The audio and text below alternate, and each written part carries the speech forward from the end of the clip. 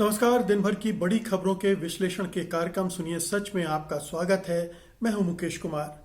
तो दोस्तों शुरू करते हैं आज का सुनिए सच। आज की खास खबरों पर नजर डालते हुए सेंट्रल विस्ता पर जस्टिस खन्ना ने 2 जजों के फैसले से जताई असहमति। एमपी में निशाने पर मुसलमान अतिक्रमण के नाम पर गिराए गए घर।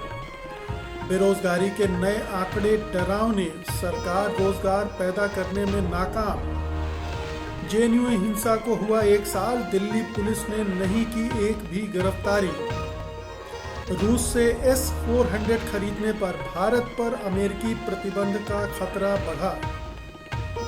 खास खबरों पर नजर डालने के बाद अब वक्त है आज की बड़ी खबरों के विस्तार से विश्लेषण का। लेकिन उसके पहले 2 छोटे निवेदन। पहला तो ये कि सत्यहिंदी.com का ऐप डाउनलोड कीजिए गूगल प्ले स्टोर से, या फिर इस वीडियो के साथ दिए गए डिस्क्रिप्शन में उसके लिंक मौजूद है, उसको क्लिक करके। दूसरी गुजारिश ये है कि सत्य हिंदी को आर्थिक सहयोग दीजिए। सत्य हिंदी को मजबूत बनाने के लिए, उसका आधार पुख्ता करने के लिए आर्थिक सहयोग की ज़रूरत है। आप जानते ही हैं कि इसे ना कारपोरेट की फंडिंग मिलती है और ना ही हम सरकार से कोई मदद लेते हैं।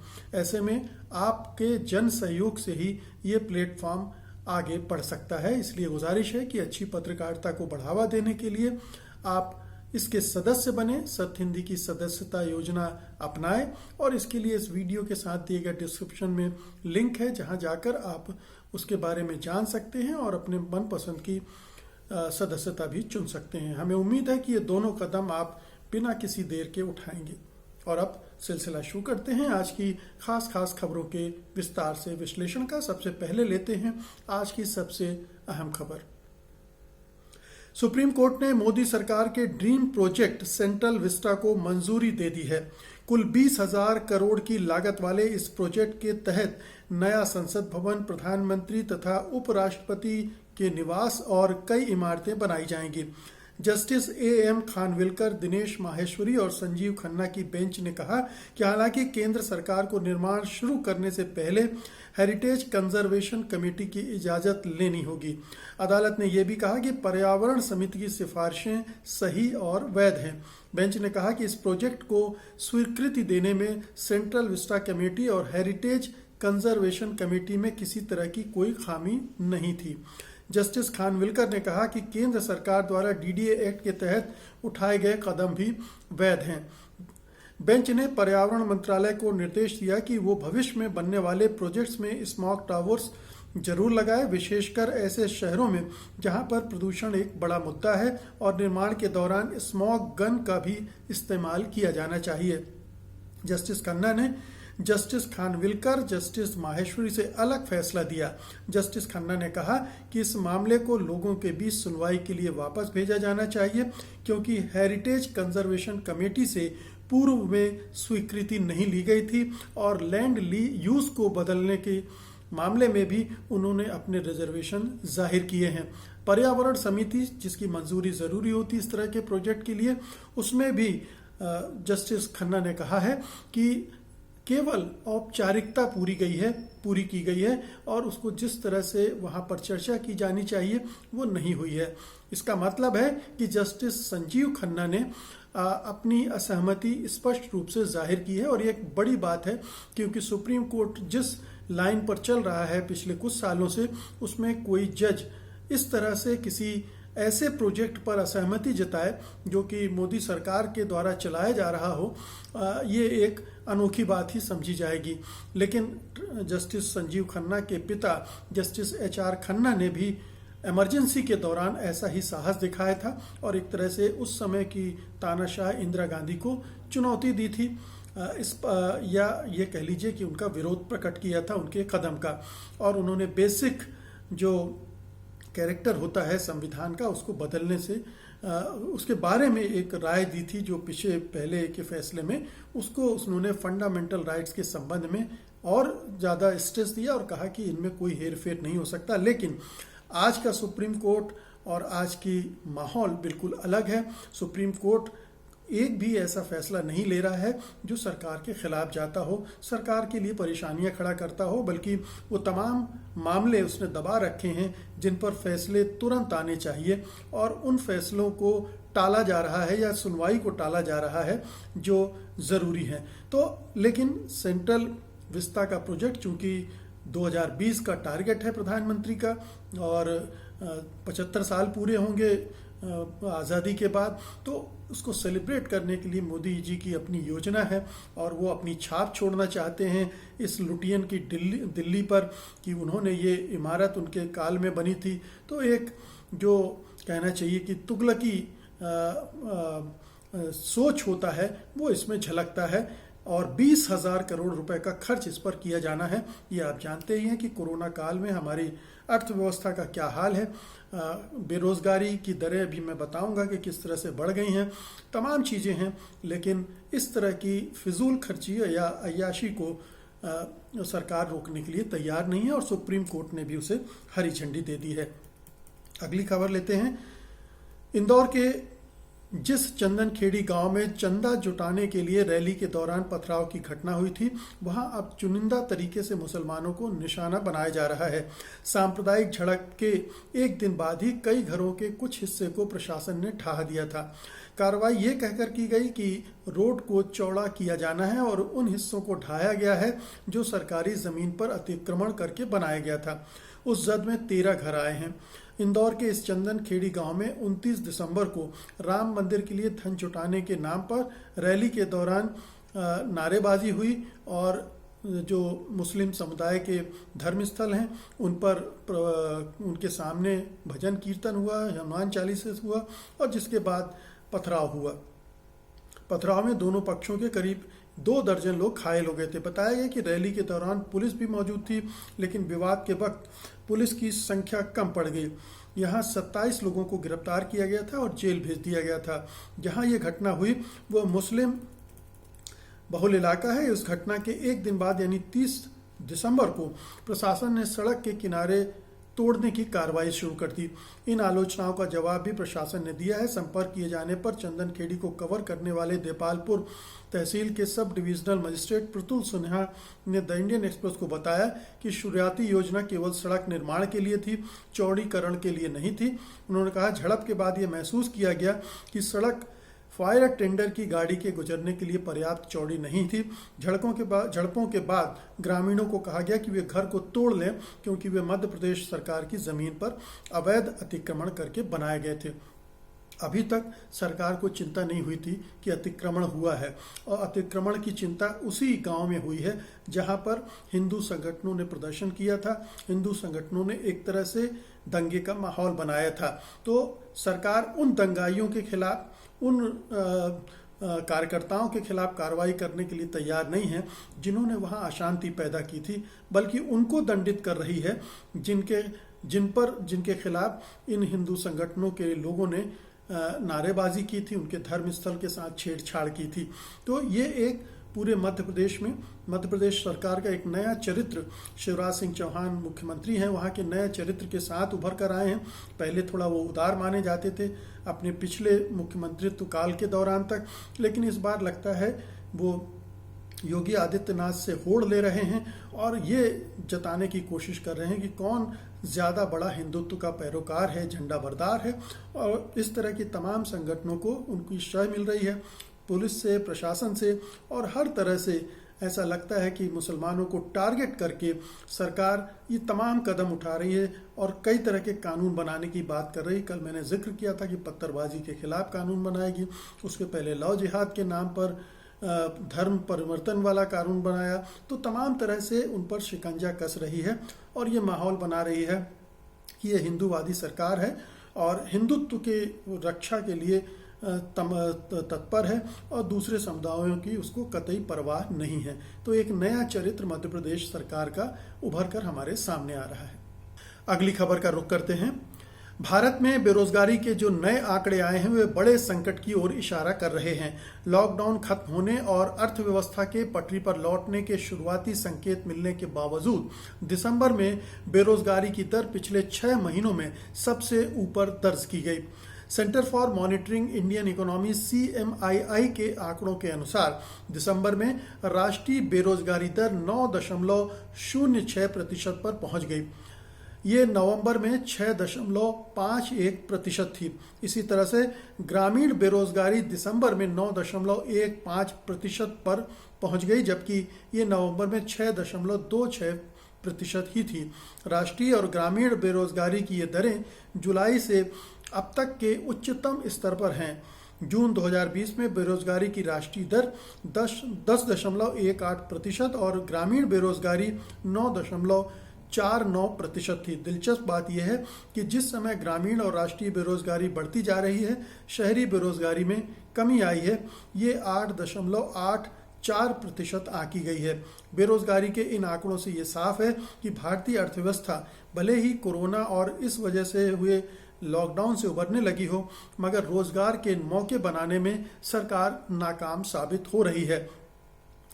एक तो ये देखा जाए कि राष्ट्रीय स्तर पर बेरोजगारी की दर एकदम से फिर से बढ़ गई है, एक बड़ा जंप उसमें आ गया है। और ये जो सरकार की तरफ से और सरकार के गोदी मीडिया की तरफ से प्रचार किया जा रहा था कि अर्थव्यवस्था पटरी पर आ रही, सब कुछ ठीक हो रहा है, ऐसा ठीक हुआ नहीं है।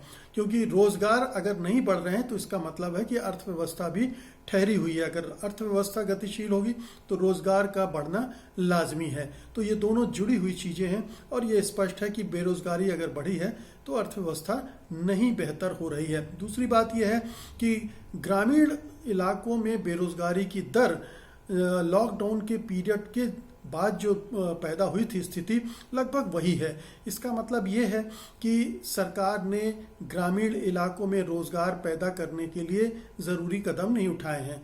न केवल ग्रामीण इलाकों में बल्कि शहरी इलाकों में भी, शहरी इलाकों में थोड़ा बेहतर हुई है बेरोजगारी की दर, लेकिन वो भी बहुत ज़्यादा है, वो कम नहीं है।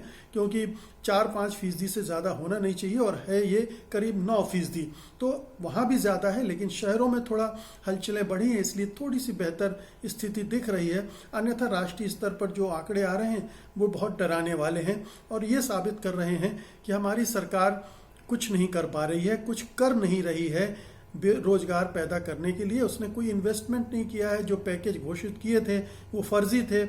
हम सब जानते हैं कि उनकी असलियत क्या थी और उसका कोई असर हमें अर्थव्यवस्था पर होते हुए नहीं दिख रहा है। और यही बेरोजगारी के आंकड़े भी साबित कर रहे हैं कि सरकार या तो कुछ कर नहीं रही है या जो कुछ भी कर रही है वो गलत दिशा में कर रही है। उससे आम लोगों को कोई फायदा नहीं हो रहा है। हो सकता है कारपोरेट सेक्टर को कुछ फायदा हो रहा हो, और लेकिन ग्रामीण इलाके खास तौर से त्रस्त हैं। अगली खबर लेते हैं। जवाहरलाल नेहरू यूनिवर्सिटी में बीते साल 5 जनवरी को सैकड़ों की संख्या में अखिल भारतीय विद्यार्थी के कार्यकर्ता नकाब लगाकर घुसे थे और उन्होंने 3 घंटे तक कोहराम मचाया था। छात्र छात्राओं और प्राध्यापकों को पीटा था, लेकिन साल भर बाद भी इस मामले में अभी तक कोई भी गिरफ्तारी दिल्ली पुलिस ने नहीं की है और न ही कोई चार्जशीट तक दाखिल हुई है। और अब तो विश्वविद्यालय ने भी आंतरिक जांच को बंद करने का फैसला कर लिया है। हिंसा में 36 लोग घायल हुए थे। ध्यान रखिए, 36 लोग घायल हुए थे। इनमें शिक्षक और छात्र छात्राएं शामिल थे। हिंसा और गुंडे की यह जघन्य वारदात उस दिल्ली में हुई थी जहां की सुरक्षा केंद्रीय गृह मंत्रालय के पास है, अमित शाह के पास है, जिसके पास बेहतर संसाधनों वाली पुलिस फोर्स है और जो देश की राजधानी है। 5 जनवरी को ही हिंसा की इस घटना के बाद दिल्ली पुलिस ने 9 जनवरी को प्रेस कॉन्फ्रेंस की थी और 9 संदिग्ध छात्रों के नाम बताए थे। इनमें से 7 वामपंथी छात्र संगठनों से जुड़े थे और 2 ABVP से। हिंसा के दौरान ABVP की छात्रा कोमल शर्मा की फोटो काफी वायरल हुई थी। JNU हिंसा मामले में इंडिया टुडे के स्टिंग ऑपरेशन में दिखाया गया था कि हिंसा को अंजाम देने वालों में राष्ट्रीय स्वयंसेवक संघ के छात्र संगठन, अखिल भारतीय विद्यार्थी परिषद ABVP के कार्यकर्ता शामिल थे। स्टिंग ऑपरेशन में JNU में BA फ्रेंच के फर्स्ट ईयर के छात्र अक्षत अवस्थी ने चैनल के अंडर कवर रिपोर्टर से कहा था कि उन्होंने इस हमले का और हमला करने वाली भीड़ का नेतृत्व किया था। अक्षत अवस्थी ने दावा किया था कि वो ABVP का मेंबर है। तो ये अब खुली किताब है। JNU पर हमला करने वाले ABVP के छात्र थे। वो हथियारों से लैस थे। उसमें उस गैंग में, गिरोह में लड़कियां भी शामिल थी और मर्द भी शामिल थे और उन्होंने अंधाधुंध वहाँ पर हिंसा फैलाई थी।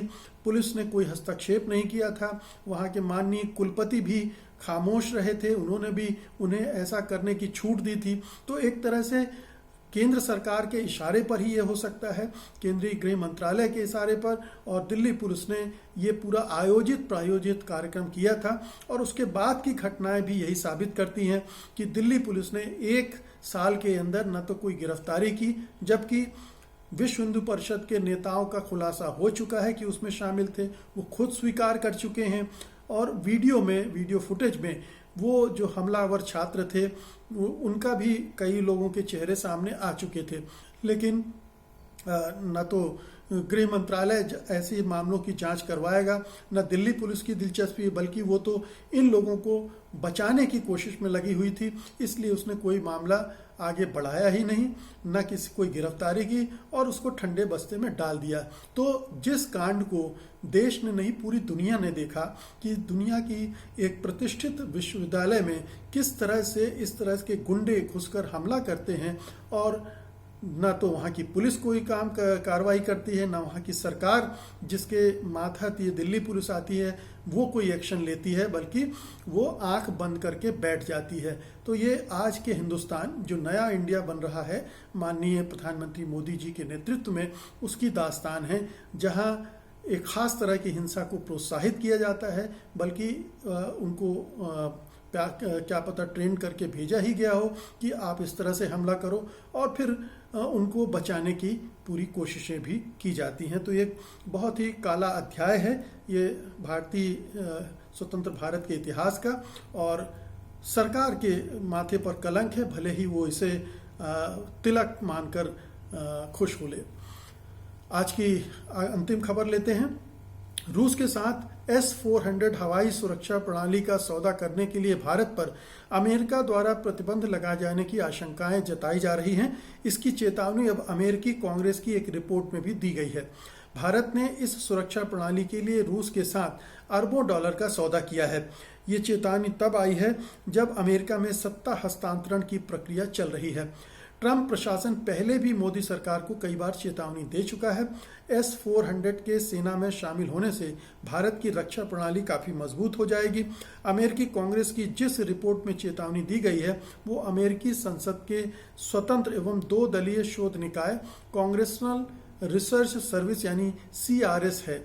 CRS की रिपोर्ट न तो अमेरिकी कांग्रेस की आधिकारिक रिपोर्ट है और न ही सांसदों के विचारों को दर्शाती है।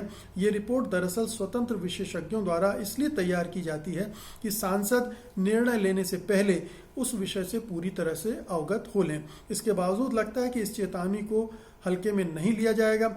ये इसलिए कि अमेरिका ने रूस से S-400 मिसाइल प्रणाली खरीदने के कारण तुर्की सरकार, उसकी रक्षा खरीद एजेंसी SSB और कुछ बड़े लोगों पर प्रतिबंध लगा दिया है। वो भी तब जब तुर्की उत्तरी अटलांटिक समझौता यानी नाटो का सदस्य होने के कारण एक तरह से अमेरिका का सहयोगी देश भी है। तो जब तुर्की पर लगाया गया है तभी ये लगाया गया था ये प्रतिबंध, तभी ये शोर मचा था कि अब भारत की बारी आ सकती है। और अब अमेरिका की एक रिपोर्ट, अमेरिकी सरकार की एक तरह से एक रिपोर्ट ने भी ये कह दिया है कि संकेत दिए हैं कि भारत सरकार पर इसके लिए प्रतिबंध लगाए जाने चाहिए।